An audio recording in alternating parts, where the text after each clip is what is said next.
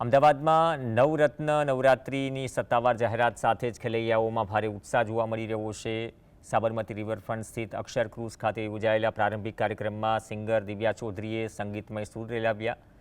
કિવાંશ ગ્રુપના આયોજન હેઠળ આ ભવ્ય ગરબા મહોત્સવ 11થી 20 ઓક્ટોબર દરમિયાન અમદાવાદના નાઇન બ્રધર્સ પાર્ટી પ્લોટ ખાતે યોજાશે.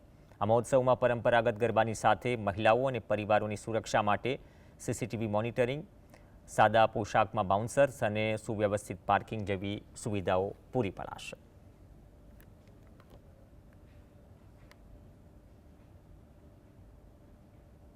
ઓકે, અમે લોકોએ આ વખતે 9 દિવસની નવરાત્રિ હોય છે, પણ અમે લોકોએ આ વખતે એક દિવસ વધારે પરફોર્મન્સ કરવા જઈ રહ્યા છીએ, એટલે 10 દિવસનું પરફોર્મન્સ છે.